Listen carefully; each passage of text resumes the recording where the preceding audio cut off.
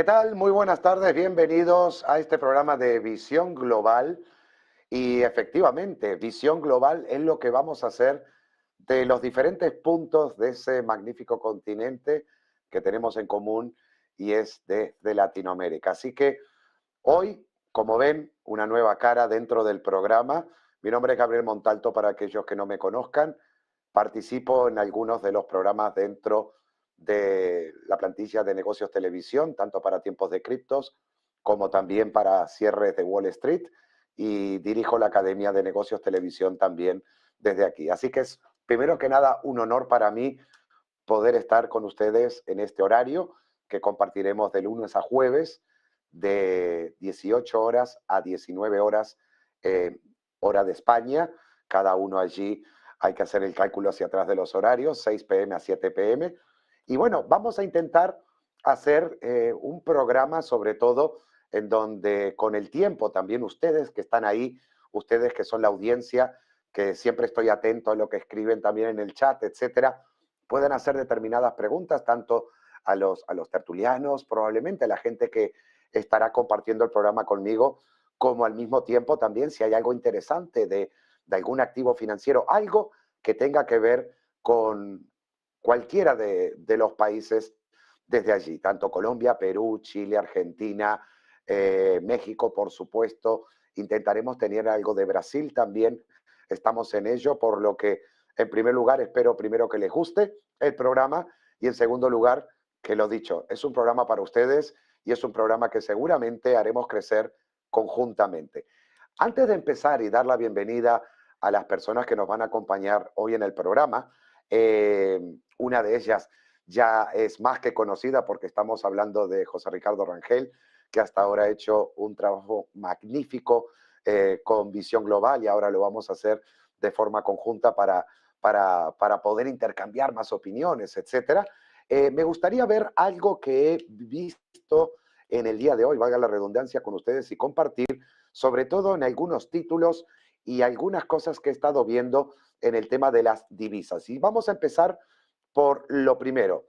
Me gustaría ver, ya que vamos a tener un invitado de Chile también hoy, algo que ya días atrás nos habían preguntado o me habían preguntado dentro del cierre de Wall Street para el caso del peso chileno con el dólar americano, en donde habíamos comentado que en la zona de los 800 pesos chilenos había una zona bastante importante a nivel de soporte y que desde allí podría nuevamente tener un impulso alcista, un pequeño retroceso, un pullback dentro de la caída que había tenido desde los 980.000 hacia niveles de 854. Pues muy bien, ahora tenemos 813,67 que está cotizando.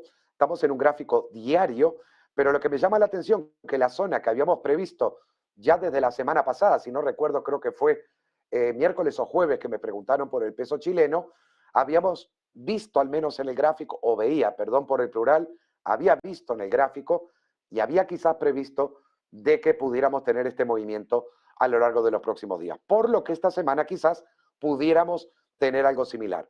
Para el caso del peso mexicano, que también fue uno de los temas que se estuvo preguntando a lo largo de las últimas semanas, recuerdo que fue, si no fue la anterior o la otra en el cierre de Wall Street, había comentado de que la pérdida de estos 19,50 aproximadamente podía llevarle a niveles de 18,60. Bien, el mínimo ya hace unas semanas atrás fue de 18,55 y desde ahí se podía quizás esperar otro pullback para el caso del peso mexicano frente al dólar norteamericano en torno a los 19.40, 19.60, algo que parece de momento pudiera ser factible si no pierde para ello esta zona de mínimos de 18,50. Aquí tenemos un gráfico de esos que desgraciadamente no es que precisamente nos demuestren la robustez a veces de una moneda, de una divisa, y de eso va a ir hoy el primer programa que quiero hacer con ustedes, ya que hay algo que me gustaría hablar, algo que está siendo noticia en los últimos días, por todo lo que puede implicar, y es esa noticia de la posible unión de entre Brasil y Argentina para esa nueva moneda, para esa moneda titulada o quizás que se llame SUR. Aquí estamos viendo el peso argentino con una devaluación en los últimos años, sobre todo ya desde 2015-2016, como podemos ver aquí, en donde estaban los 9,69 y ahora se sitúa en los 187, y es algo que esperemos que con el tiempo y de alguna forma, realmente con este tipo de proyectos por lo menos, a ver si realmente se le logra estabilizar a la moneda. Argentina está pasando por momentos muy difíciles de inflación, es algo también que me gustaría que se comentara, porque qué mejor que alguien de allí que nos cuente, que nos diga lo que se vive realmente a pie de calle, ya que los gobiernos, los medios de prensa nos dan determinados datos, como los que escucho aquí en España, sobre la inflación, pero es que yo he visto que realmente los productos han subido y no precisamente lo que el margen, lo que el tipo oficial de inflación se dice, igual que en Estados Unidos. O sea que yo creo que hay muchas cosas que vamos a poder ir desgranando, sobre todo para poder llegar a una visión global y mucho más clara de todo lo que está sucediendo allí, hablando desde España, al otro lado del charco. Aquí tenemos también el real brasileño, mucho más estable, la moneda, pese a tener en el aspecto técnico el canal bajista que ya habíamos comentado y que viene desde mediados de 2020, ahora justo en la zona media, en una zona muy cercana a los 5 reales por dólar americano de soporte, que en caso de perderse estos 5 dólares, y ustedes saben, los que me conocen ya, que me gusta trazar mis líneas, que a veces pueden ser o no acertadas, veremos. En caso de perderse esos 5 reales por dólar americano, estaríamos viendo el 4,60 aproximadamente, algo que fortalecería al real brasileño frente al dólar americano. En caso de no poder, es posible ver un 5,50 nuevamente al alza en los próximos días. En este momento está en el 5,10. Aquí tenemos ahora el índice de Chile, que lo ha venido haciendo muy bien. Sin embargo, me he percatado de esta figura en semanal. Aquí se puede ver mejor. Y voy a trazar rápidamente esta línea de aquí, esta de aquí y esta de aquí, que me da aproximadamente 5.000, lo que me podría dar una proyección, y ahora explico todo lo que estoy haciendo, aproximadamente a este nivel. Y ahora les explico por qué estoy dibujando esto.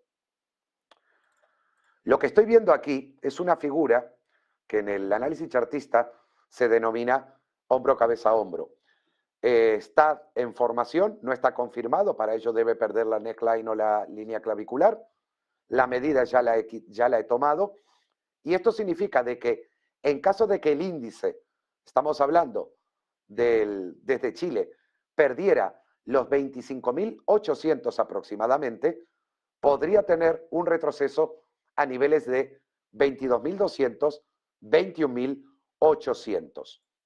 Al mismo tiempo, el índice Merval en diario, que aquí estamos viendo en este momento, también en los 251.000 estoy detectando una posible zona de doble techo para este índice, el cual pudiera llevar su precio en los próximos días o semanas justo a esta zona, a este soporte en torno a los 222.300 aproximadamente.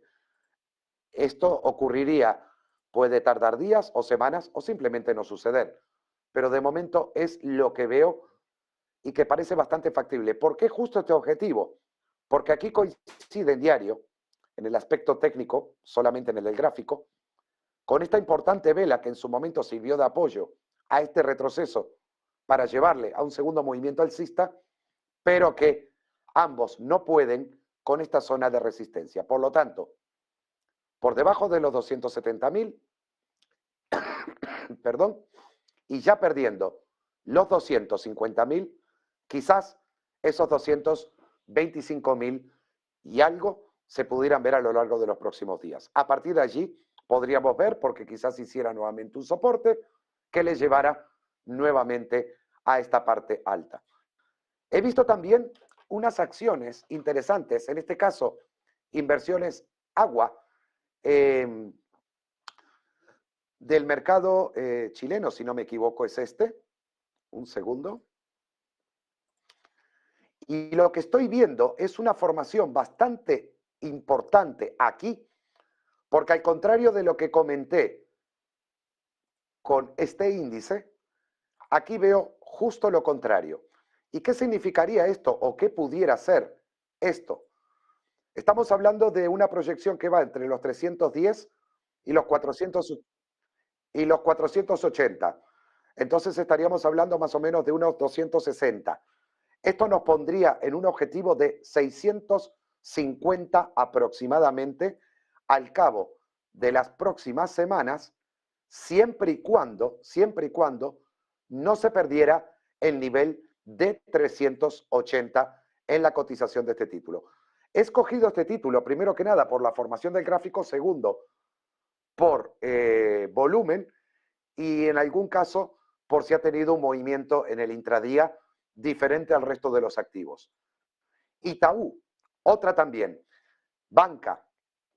Esta va un poco más lenta, bastante más tranquila, lo que estoy viendo, pero también estoy viendo un fuerte apoyo en el cual no descarto a lo largo de 2024-2025, sé que es muy medio plazo tirando a largo, que pudiera situarse en la zona de 2,50 aproximadamente desde el 1,80 que tenemos aquí. Lo va a hacer de forma más lenta, se ve que es un título bastante conservador, pese a que ya desde el año 2018 ha tenido una muy fuerte corrección, hablamos desde niveles de 6,50 a caídas del 1,70, 1,80 actuales, pero cuidado que si no pierde la zona del 1,60, este objetivo que acabo de dar pudiera verse. YPF, Yacimientos Petrolíferos Federales de Argentina, uno de los títulos que también me gusta sobre todo y se ha beneficiado a lo largo de todos estos meses, sobre todo 2022, gracias a los costes energéticos. Esto sucedió no solamente en Europa, mercados americanos, Chevron, Exxon, BP, pero también se iban a beneficiar también las que estaban al otro lado y las que en este caso como Yacimientos Petrolíferos Federales, YPF, también es para Argentina. Ahora, cuidado, porque ha marcado un techo en los 4.600, 610 pesos aproximadamente, lo cual, en caso de no superar este techo, le podría llevar la corrección al título a niveles de 3.700, 3.800 aproximadamente. En caso de que esto no sucediera, de que pudiera superar esa zona de 4.600, pues estaríamos hablando ya de nuevos máximos y nuevas zonas a visitar en torno a los 5.000. Otro título también que me ha gustado y que me había pedido la audiencia en su día que analizáramos era este. Hablamos de Cemex y esta es de México, tiene una formación muy buena para lo que va a ser el medio plazo, lo voy a ver en semanal, ya que le daría una proyección aproximada de los 12 aproximadamente, 12,30, pero antes, y esto es lo más importante para el título, es que en su día cuando lo analizamos estaba en estos niveles de 8,90, se podía pronosticar un retroceso a la zona media del canal bajista en los 7,40, ha ido hasta 7,90, por eso lo marqué como zona de control, y que superando nuevamente el 8,90 tenía este objetivo, 10,20. No recuerdo, 10,20 no, 10,13 a 10,40 era el objetivo. Yo no recuerdo cuando hice este análisis, por lo que estoy viendo de las flechas, fue en noviembre del año pasado, pero bueno, me causa agrado ver de que el precio máximo llegó a estar en 10,11 aproximadamente a un centavo de ese objetivo que habíamos dado. Por lo que sigo creyendo en este título de cara al medio plazo. Cuidado en el corto, que como todo precio, ninguno sube ni de la recta, siempre en zigzag y de la misma forma cae. Y ya por último, Alfa también, otro título que me ha gustado y que he estado mirando para inaugurar el programa y antes del programa, el cual de momento, unas Una zona muy importante de 12 que tenemos aquí como soporte y posible objetivo en los 17. Y ahora sí, quiero darle la bienvenida a los invitados, al señor Daniel Artana, José Ricardo Rangel y Renato Campos. Muy buenas tardes, buenos mediodías allí al otro lado. Buenas tardes, ¿cómo les va? Muy bien. ¿Qué tal, José? ¿No se te escucha ahora? ¿Qué tal? Buenas tardes a todos. Muchas gracias por invitarnos. Buenas tardes, Renato, también. Buenas tardes, José. No se te logra escuchar.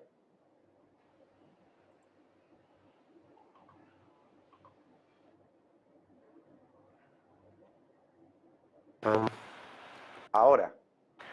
¿Ahora me escuchan? Bueno. Sí. Sí, ahora sí me escuchan. ¿Qué tal? Un gusto de estar con ustedes. Vamos a ver qué tal los activos en todo el continente latinoamericano que tenemos. Muchísimas gracias por la invitación. Será un placer. Aparte, es algo que me gusta también porque sé que la audiencia estaba mirando también ahora en el chat. Antes que nada, si me permiten, un saludo a Cristian Ceballos, que acaba de darnos un super thanks al programa también de 10,000 pesos colombianos. Nos pedía también que analizáramos el Standard & Poor's 500.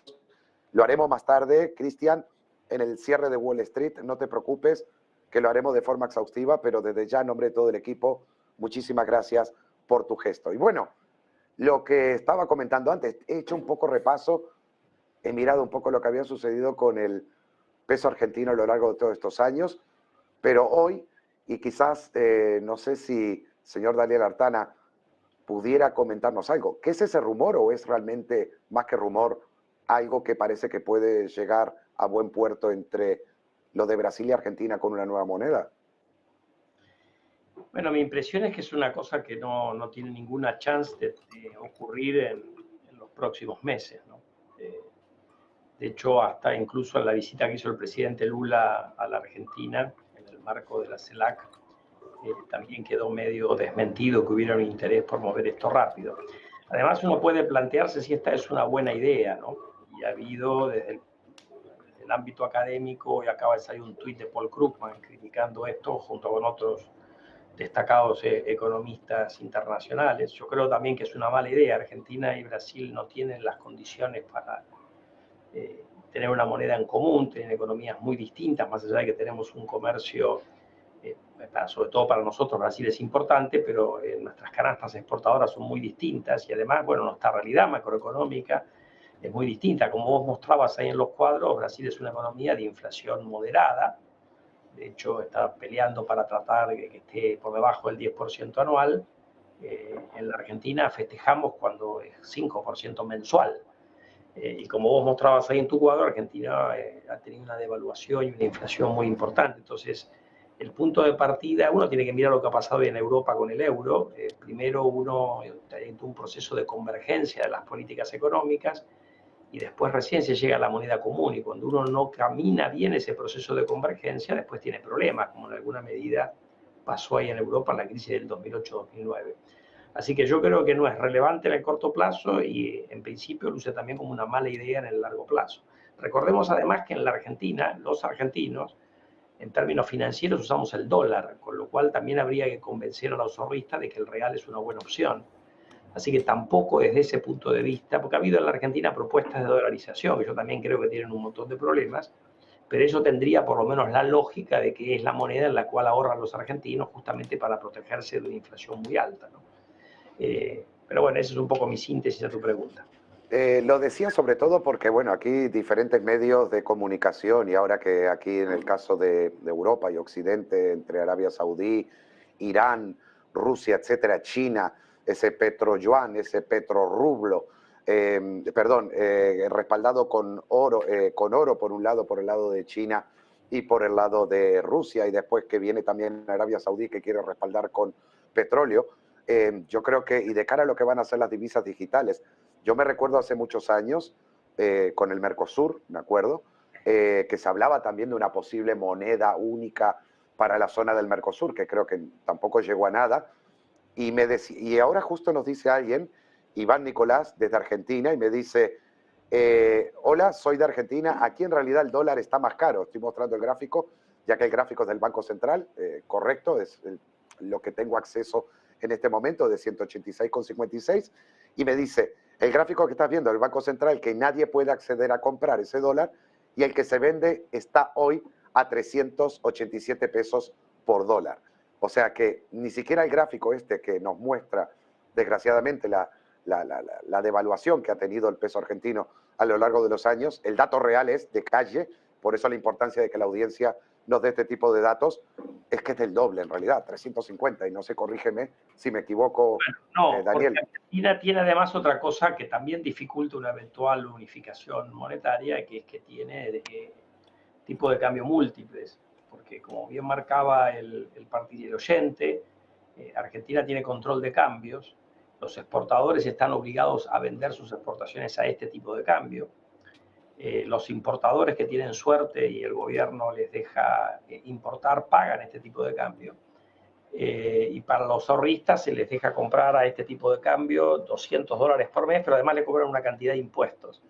Entonces, en realidad, no hay acceso a un mercado libre de cambios y, por lo tanto, empiezan a aparecer mercados alternativos. Hay mercados que, digamos, que no son legales, pero Argentina también tiene mercados alternativos que valen más o menos lo que dijo el oyente, legales, vía operaciones con bonos, así que, o con acciones, que cotizan aquí, cotizan en Wall Street. Por lo tanto, el verdadero tipo de cambio de Argentina, al cual la gente puede comprar y vender libremente, está alrededor del doble del tipo de cambio oficial. Y había una brecha cambiaria de alrededor de 100%.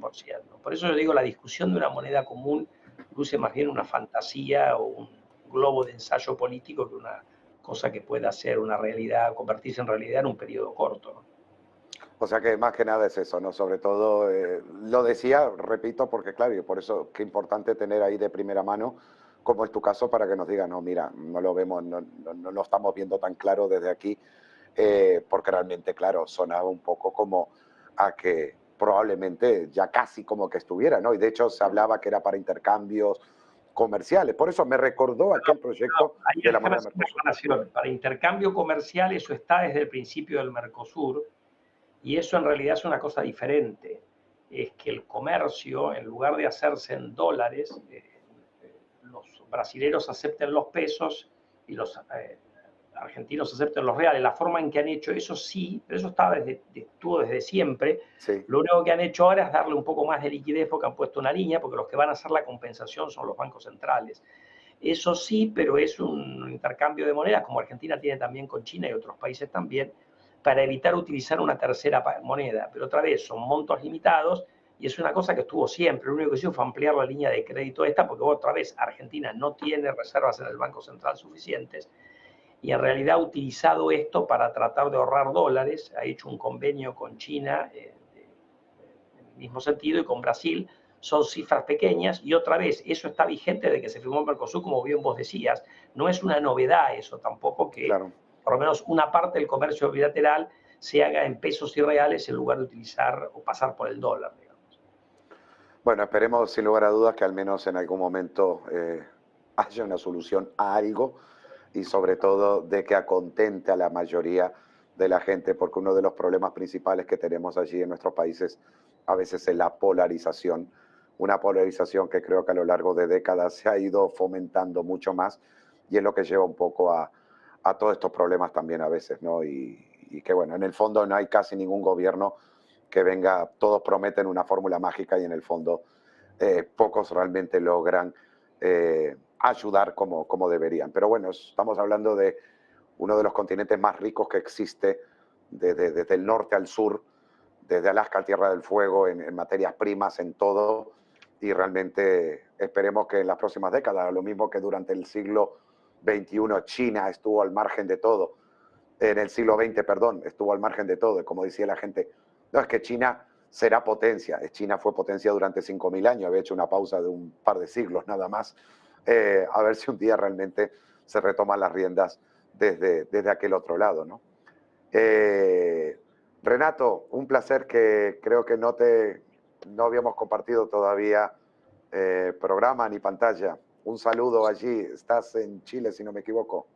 Sí, correcto. Bueno, gracias a ustedes por invitarme. Un placer poder compartir nuestra visión desde Admiral Markets. Y precisamente estoy desde el sur de Chile, en Pucón, aquellos que tal vez tienen un poco más de conocimiento de Chile, precisamente al sur, a 800 kilómetros de la oficina. Tenemos el privilegio de poder trabajar, de hacer trading y por supuesto los análisis para nuestros clientes desde mi casa, desde mi estación de trabajo, así que un placer poder estar con ustedes acá. Perfecto. Cuéntanos un poco cómo ha ido todo hasta ahora y está bajando realmente la inflación en Chile respecto también al resto de países. Hoy estuvimos viendo aquí en España, por ejemplo, bueno, tú sabes que todo el 2022, no sé si allí, pero al menos aquí en Europa habían dos temas, el conflicto de Ucrania con Rusia y Ucrania y la inflación, y de ahí no salía. Y de hecho el mercado a nivel mundial se está moviendo en base a esas dos cosas. ¿Allí son las mismas preocupaciones o son quizás otras? ¿O es la misma realidad que la de aquí o no llegó a pegar tanto como aquí? Son similares realidades a distintas escalas probablemente, pero o sea, finalmente hoy, al día de hoy los mercados están interconectados, por lo cual cualquier efecto que pueda llegar o cualquier circunstancia o evento que pueda llegar a ocurrir al otro lado del mundo, la marejada va a llegar ya sea en igual intensidad o en intensidad distinta.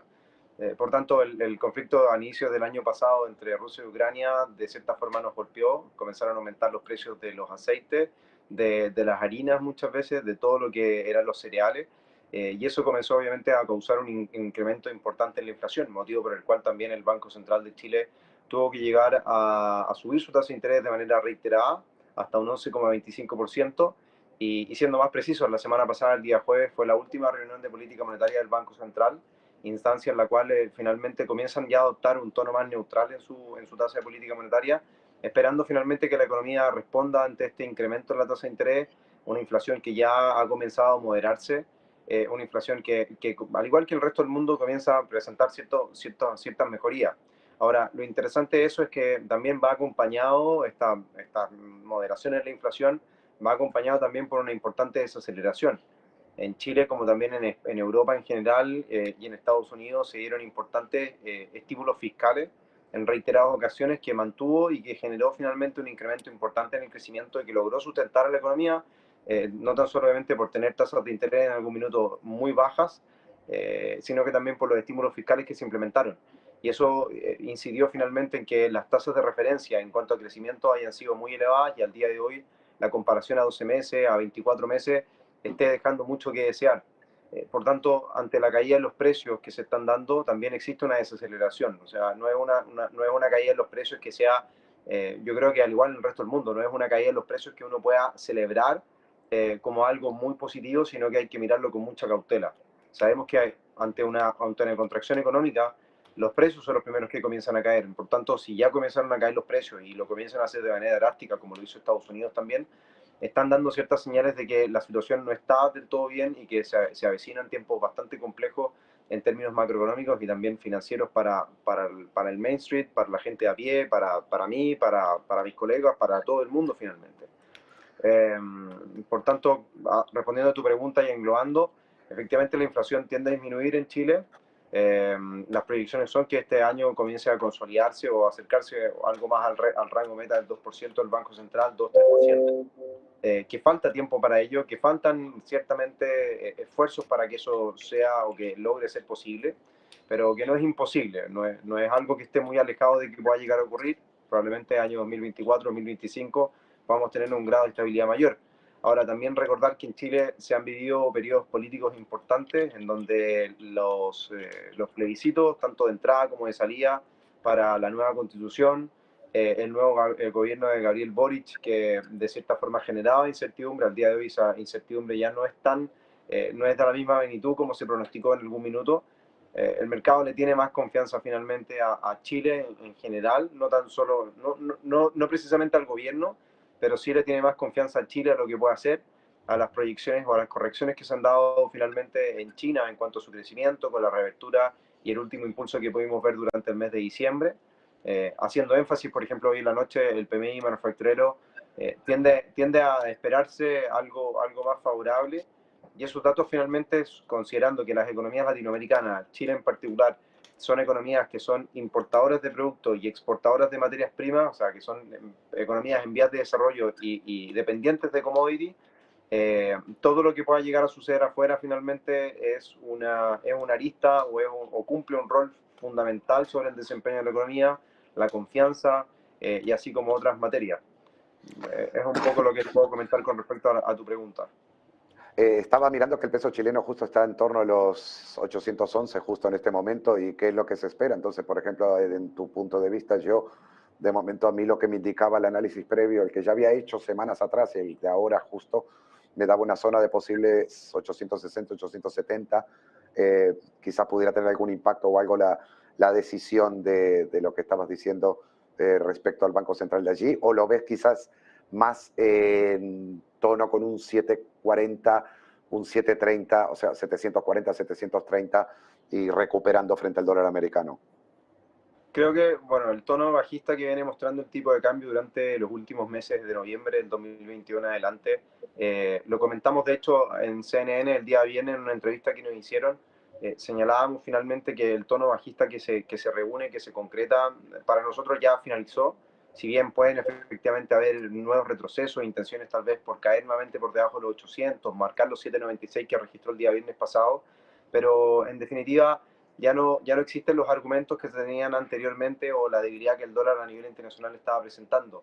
El hecho que tal vez el crecimiento durante el último trimestre de manera preliminar para Estados Unidos que haya sido un 2,9 por sobre el 2,6% entregado, nos permite anticipar o bien tener mayor confianza finalmente con Estados Unidos, que está teniendo un mayor impulso al término del año pasado, que eso pueda tal vez trasladarse a este inicio de año, de nuevo año, lo cual le entrega cierta confianza un poco al dólar. En cuanto a la evolución del peso chileno, como lo señalábamos, desde finales del año pasado nosotros comenzábamos a ver un escenario bajista para el tipo de cambio. El hecho ya que esté por debajo de los 870, 880 consolida finalmente este escenario bajista, o al menos un escenario bajista de mediano a largo plazo. En el mediano o corto plazo comenzamos a revisar un rango de lateralidad por sobre los 800 pesos por dólar, y más bien muy expectante a lo que pueda llegar a suceder con la decisión de política monetaria en Estados Unidos, cómo van a ser finalmente las directrices de la Fed en cuanto a las futuras decisiones, cuánto más finalmente la puedan subir la tasa de interés, cuánto más progresivamente lo vayan haciendo, cuál va a ser finalmente el objetivo de este año 2023, cuál va a ser la tasa de referencia final. Esos van a ser algunos indicios que van a seguir marcando tal vez un comportamiento algo más favorable para el dólar precisamente, pero también entender que ante un peso chileno que ha tendido a recuperar confianza y que si a China le va relativamente bien o cumple o calza las expectativas, podemos tal vez tener un tipo de cambio que mantenga o que persista mucho más cercano a 830, 810 que más cercano a los 870, por ejemplo. Un poco Sí, la que se va dando al día de hoy. Yo de hecho estaba mirando en el caso de mi análisis del objetivo, yo lo tengo aproximadamente de cara a medio plazo, una recuperación en este caso en torno a los 730, 740, que ya sería bastante bueno. Es una media que ha mantenido ya desde el año 2000 aproximadamente, ha sido zona de techo en su momento, luego techo también en el 2015, 2016 y fue zona en el 2021 también de soporte. O sea que creo que por ese lado se podría estabilizar. Vamos a ver entonces qué sucede con el peso chileno también. Y bueno, lo iremos siguiendo en los diferentes programas, sobre todo porque nuestros amigos querrán, algunos son más de operativa intradía, etcétera, y otros ya inversores para hacer sus planes de cara a medio y largo plazo. Y es lo bueno que tenemos y que nuestro trabajo es un poco dar nuestras opiniones, nuestros análisis, algunos, en el caso mío, los particulares que son completamente subjetivos, en el sentido de que es mi opinión de lo que creo. Y vamos a ver entonces que puedan sacar con esta información algo de utilidad para sus siguientes decisiones, ¿no? Me gustaría, José Ricardo, ¿qué tal? Buenas tardes, buenos mediodías allí, porque 11:30 de la mañana, ¿no? No tenemos audio.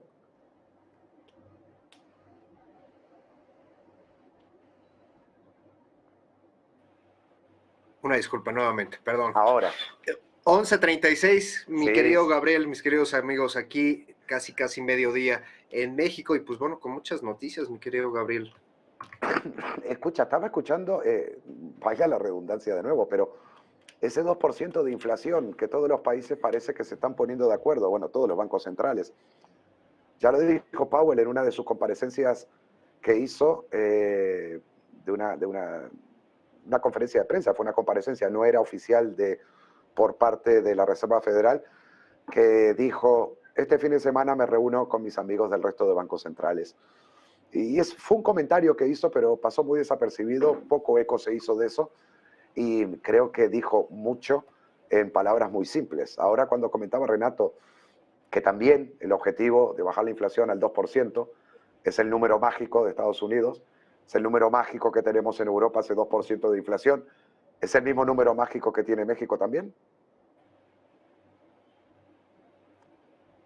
Pues mira, la verdad es que no es el objeto de inflación, yo creo que está más por encima de ese 2%. De hecho tenemos expectativas que apuntan que sea un 3.5%. Lo cierto es, mi querido Gabriel, amigos, es de que hemos llegado hoy definitivamente a los máximos históricos, sobre todo en renta fija, y esto sobre todo en la parte de CETES, estos certificados del Tesoro que son parecidos a los T-bills de allá de Estados Unidos aquí en México. Bueno, pues tenemos distintas subastas de 28, de 90, de 120 días, y hoy precisamente alcanzaron los máximos históricos. También lo cierto es de que en la parte de deuda gubernamental, pues también tenemos el máximo histórico, muchísimo apetito por parte de la deuda gubernamental, dígase sobre todo emisiones, que aquí en México este fin de semana fue muy candente. Como bien recordarán, tenemos la paraestatal Pemex, que bueno, ya es... recurrentemente hemos platicado que México no es un país petrolizado. Sin embargo, los ingresos que pues han traído por parte de Pemex de esta paraestatal pues han sido interesantes. Sin embargo, pues estos últimos años ya no dependemos de esta renta petrolera. Sin embargo, bueno, el punto aquí es que las finanzas de esta paraestatal no están muy bien, que digamos. Ya las perspectivas, sobre todo, se estaban dando desde 2003, 2007 por parte del Instituto Mexicano del Petróleo, que son los investigadores que pues llevan la información precisamente para la ejecución de la paraestatal, y que dicen que pues no había ya yacimientos suficientes para poder pues seguir con la misma producción de petróleo. Hoy por hoy, bueno, pues encontramos esta disyuntiva, sobre todo que, como bien comentas, Gabriel, mis queridos amigos, allá en Argentina también y en Chile, pues tenemos esta situación de los gobiernos muy polarizados. Entonces, pues este cambio de gobierno que se ha suscitado, pues es de carácter 100% populista, y bueno, pues la negociación que se tuvo antes de este gobierno fue de participación público-privada. Entonces esta participación público-privada lo que buscaba era precisamente pues avivar los ingresos, provocar que Pemex fuera más eficiente en lo largo de los años. Sin embargo, bueno, pues estas cosas, esta reforma energética pues no llegó a su fin, se frenaron muchas cosas, y bueno, pues el día de hoy estamos dependiendo totalmente de esta deuda. Entonces, dicho esto, con la tasa precisamente de referencia que tenemos de política monetaria en Banco de México, que es de 10.50, pues te imaginarás cuál es el apetito de los inversionistas a esta renta fija, ¿no? Hoy por hoy estoy viendo sobre todo los reportos, que los reportos son básicamente unos tickets que durante la vida de un bono, bueno, pues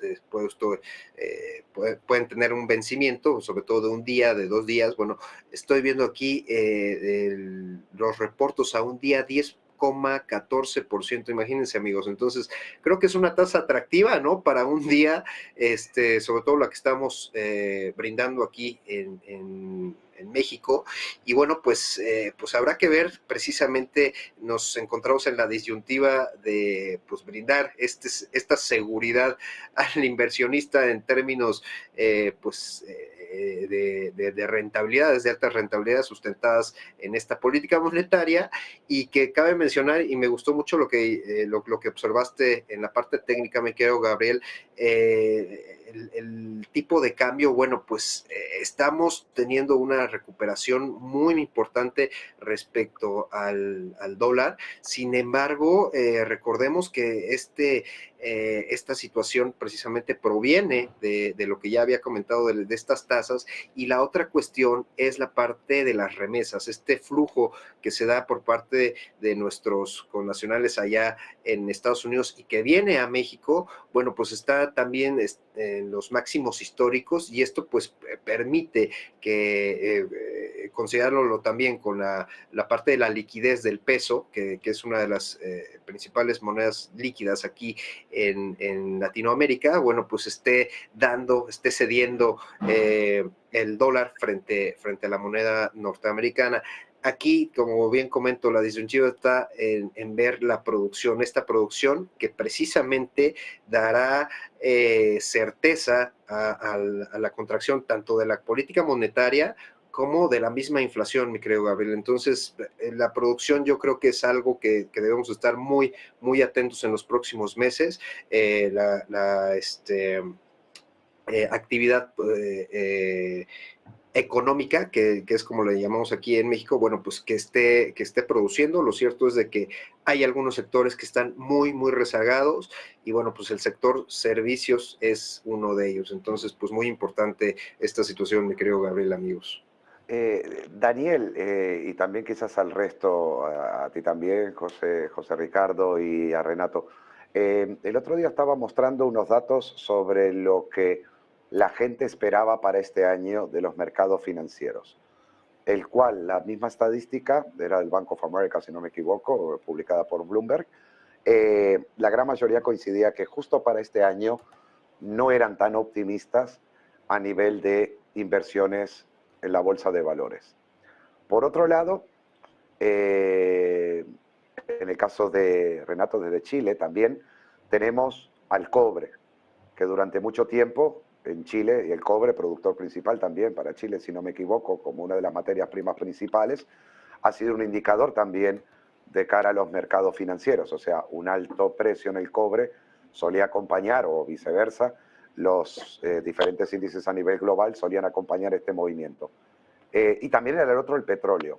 A mayor demanda de petróleo, la industrialización funcionaba, la producción iba mejor, y por ende era un indicativo adelantado también de que los mercados de renta variable a nivel global podían mejorar. Entonces mi pregunta es ahora, ¿tenéis la misma visión o tenéis la misma percepción de que el 2023 realmente no podría ser del todo optimista y que habría más y parecido a lo que fue 2022?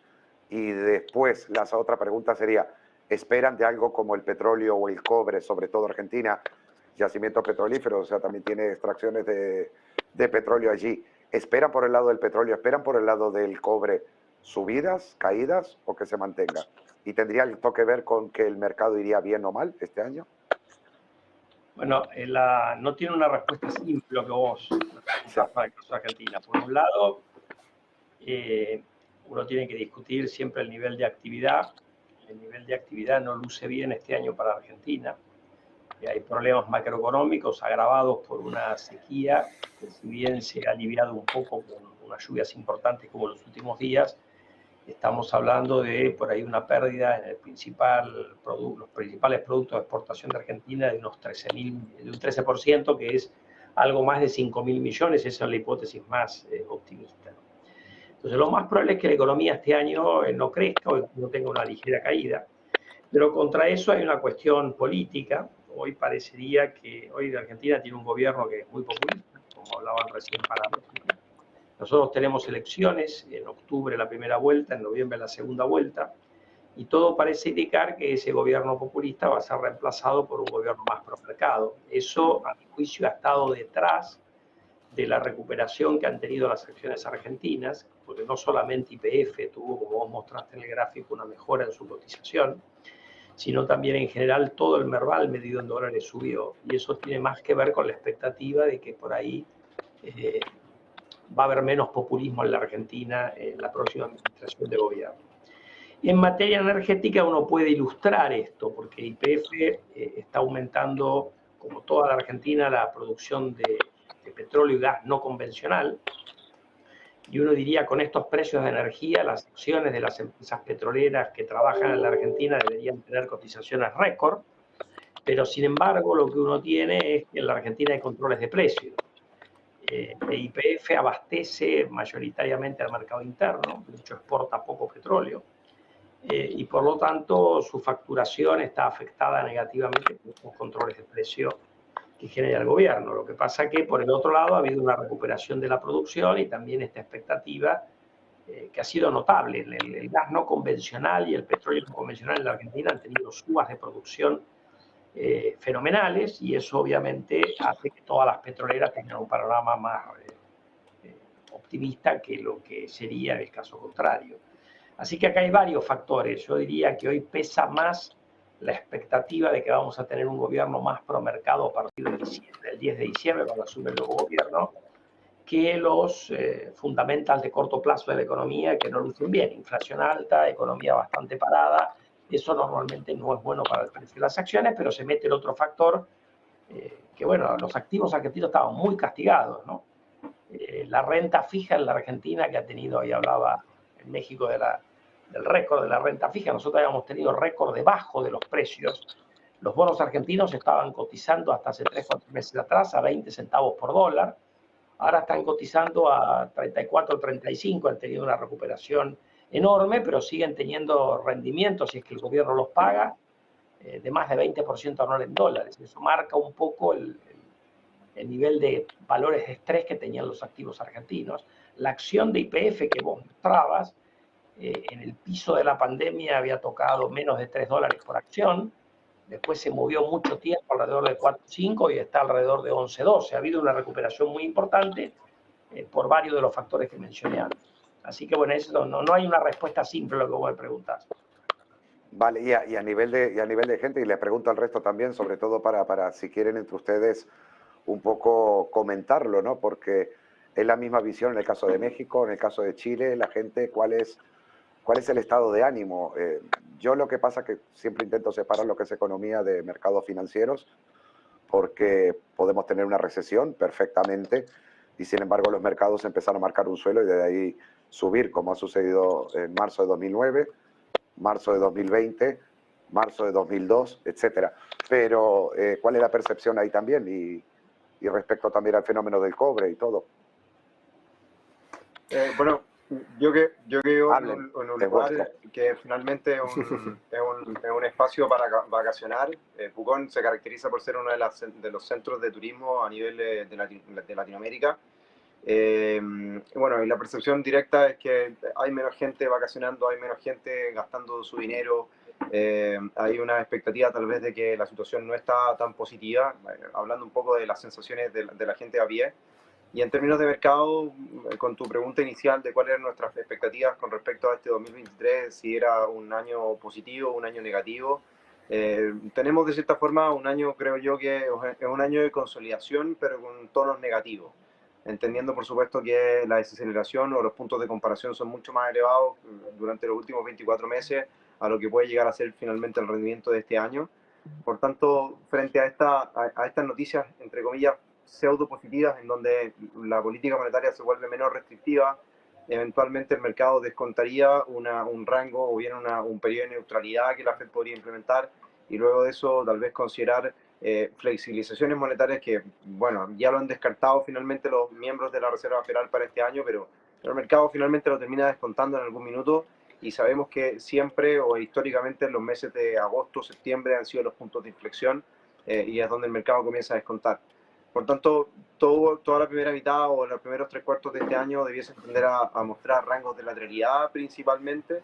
No somos partidarios de estar sobreponderando acciones principalmente, pero ahí es donde finalmente se buscan los rangos de equilibrio, puntos obviamente en común. Muy probablemente la situación en términos económicos comience ya no a ser tan positiva, y creo que el dato, por ejemplo, de empleo que vamos a conocer este viernes van a ser algunos de los indicios para entender finalmente cómo el mercado tiene sus expectativas y cómo también la economía está funcionando y respondiendo ante el proceso restrictivo que se viene dando. Entonces, por un lado, como te digo, hay datos que pueden ser muy positivos, entendiendo tal vez un mayor dinamismo al antes esperado. pero también obviamente estos temores o la recesión pueden ser o indicar finalmente un tono menos favorable, y ahí es donde los rangos de lateralidad creo que se construyen muy bien. ¿Optimista para el cobre o...? O sea, dependiendo obviamente de acuerdo a lo que vaya haciendo China, si se cansan las expectativas, si va respondiendo, si por ejemplo el impulso que se presenta en su primer PMI del año van marcando un tono algo más favorable, claro, que se mantenga sobre los $4 la libra, me parece que podemos hablar de algo positivo que se pueda gestar durante este 2023.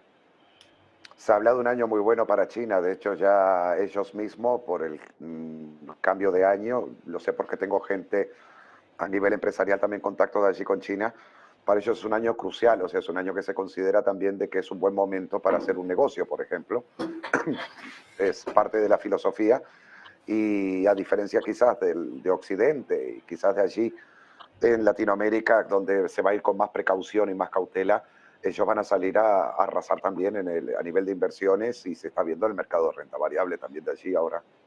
O sea, pisan, el presidente ahora apoya y aboca por un crecimiento fuerte para China y hacer todo lo posible que esté. Y estas recesiones que pueden venir en Occidente les va a ser muy favorables a ellos porque cuentan con capital, muchísimo. De hecho, mantiene China a nivel de sus ciudadanos uno de los índices más altos de ahorro, algo que en Estados Unidos, por ejemplo, ha caído en picada, y en Europa podría suceder lo mismo. O sea que pueden salir con el carrito de compras a lo largo de diferentes países también, ¿no? Eso puede impulsar mucho. Claro, precisamente. Bueno, es un poco el tono y las expectativas y preocupaciones que existen al mismo tiempo. No es un año fácil, pero no es un año que tampoco deja de tener oportunidades bajo nuestra perspectiva. Perfecto. México. Fíjate que es chistoso, mi querido Gabriel, porque consolidando a nuestros compañeros allá de Argentina y Chile, que les mando un fuerte saludo, por lo menos en la parte de negocios financieros, pues están rompiéndola, como decimos aquí en México, y es que te voy a dar dos ejemplos, y es que por la parte, sobre todo de Ualá, que es una de las empresas que más han crecido aquí en México, bueno, pues ya compró un banco, mi querido Gabriel. Entonces, este banco ABC, que tiene mucho que ver, sobre todo me da risa porque tocaste Cemex. Cemex creó este banco en algún momento y bueno, pues no le sirvió mucho, era un banco de nicho enfocado en la industria de la construcción. Para quien no conozca Cemex, bueno, pues es la cementera aquí mexicana internacional, y bueno, opciones, pues vendió precisamente este banco a los amigos de Ualá. Ualá pues ya se encuentra pues ya formalizándolo, digámoslo así. Faltan detalles por parte de la Comisión Nacional Bancaria aquí en México. Entonces, oportunidades en la industria financiera existen. Por otro lado, la parte de cobre que estamos platicando, uno de los clientes principales de allá de nuestros amigos chilenos, bueno, pues es Grupo México. Y es que Grupo México, esta empresa, pues acaba pues no formalizarlo, acaba de tener una reunión precisamente el presidente de la República con los interesados en comprar la parte de retail y la parte de empresas de Citibanamex. Recordemos que esta venta, lo que dijeron Citibanamex aquí, o más bien Citigroup, que es como lo conocemos aquí a nivel internacional, pues decidió deslindarse de la parte retail y empresarial. Entonces, pues fue una cartera que Grupo México,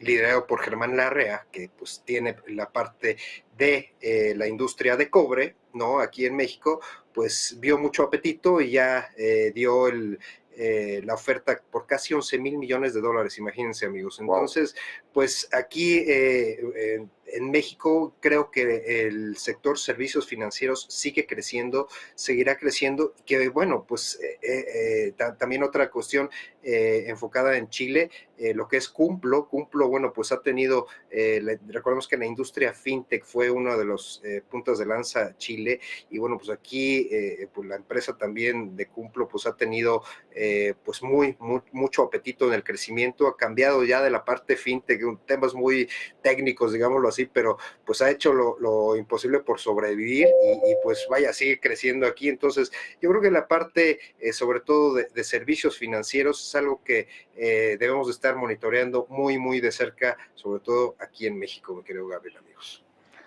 Entonces allí están un poquito más optimistas para este año, quizás que ante un poco la prudencia, vamos a decirlo así, según la impresión que tenía por el lado de Argentina, es un poquito más de estar observando y atentos. En el caso de nuestro compañero Renato de Chile, todavía no, claro, pero yo detecto entonces por lo que comentas de que allí en México creo que pueden apostar por un año no tan malo en renta variable, ¿no?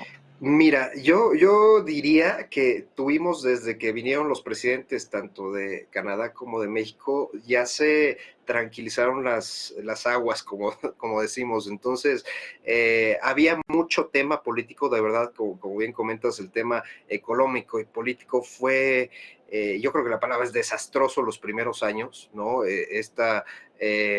Pues bipolaridad, ¿no? Que tenemos tanto de los izquierdistas y los capitalistas y en fin, bueno, pues no generó diálogo. Sin embargo, en esta última reunión creo que hay más voluntad por las partes de generar este diálogo.